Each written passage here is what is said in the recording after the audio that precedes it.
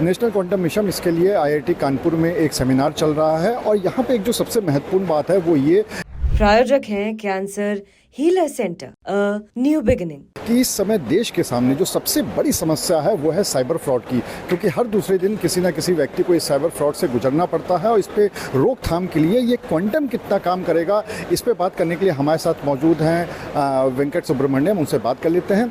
वेंकट जी, आजकल सबसे बड़ी अगर देखी जाए तो समस्या सबसे बड़ी साइबर फ्रॉड की है। अभी कानपुर में ही हम लोग ने देखा, हर दूसरे दिन कोई ना कोई, कभी डीप फेक वीडियो सामने आ जाता है, कभी कोई कुछ बन के आ जाता है। तो इसको रोकने के लिए क्वांटम किस तरह से काम कर सकता है या कर रहा है? हाँ जी, जैसे आप देखिए यूपीआई इंडिया में, वर्ल्ड में सबसे ज़्यादा यूपीआई ट्रांजैक्शंस इंडिया में ही होती हैं, है ना।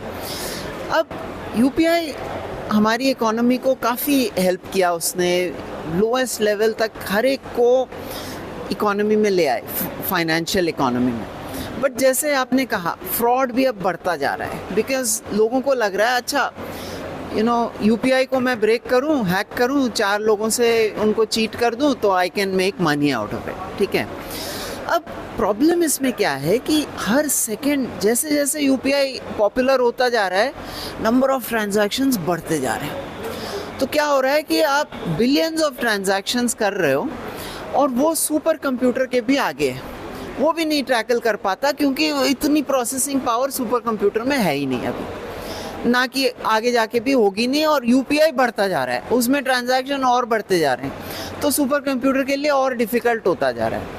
अब यहीं पे क्वांटम आता है, क्योंकि क्वांटम क्या करता है, ऐसे डेटा को उसका डिफरेंट रिप्रेजेंटेशन होता है।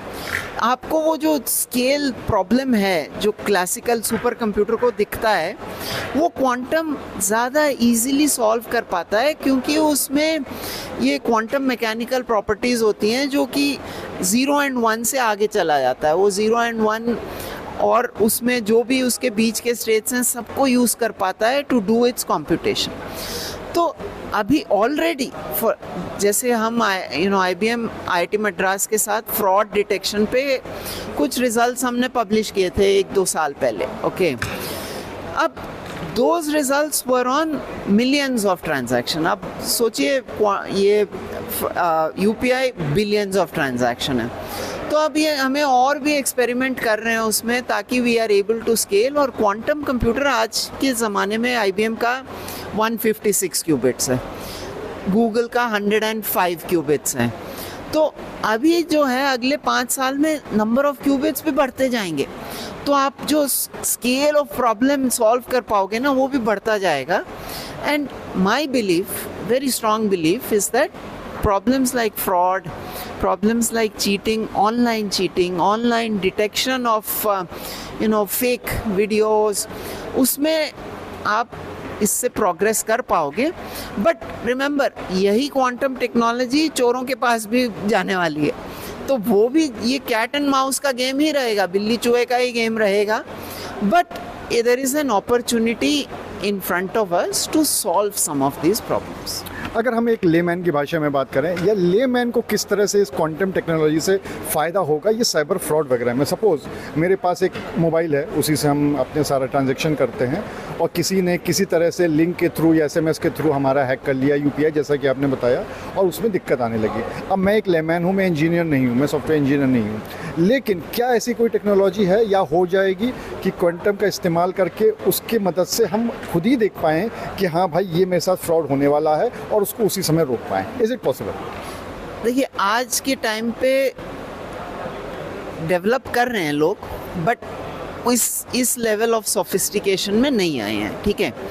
बट अभी जो है एजेंटिक AI, क्वांटम, ये सब डेवलप हो रहे हैं, विच आर, जैसे आपने कहा कि फ्रॉड हो रहा है और वो आपको अलर्ट कर दे कि इसमें कुछ प्रॉब्लम दिख रहा है मेरे को, वो ना भी बोल पाए कि ये फ्रॉड है, बट अगर वो टैग कर दे कि नॉर्मल ट्रांजैक्शन ऐसा होता है, बट इस ट्रांजैक्शन में ये प्रॉब्लम हो रहा है, ओके। फिर आप सोच पाओगे कि अच्छा, जिस तरह ट्रू कॉलर में होता है ना, हाँ, कि कोई कॉल आती है तो बता देता है कि यार ये स्पैम हो सकता है, एक्चुअली ऐसा कुछ हो सकता है। ऐसा ही वही एग्जैक्टली आपने पिन पॉइंट कर दिया उसको, कि ऐसा एक एजेंट आएगा आपके फ़ोन में जो एजेंट आपको टैग करके बता देगा, जैसे ट्रू कॉलर बता देता है कि ये 1000 लोगों को लगा कि ये स्पैम था, अब आप डिसाइड कर लो कि ये स्पैम है या नहीं है, ठीक है।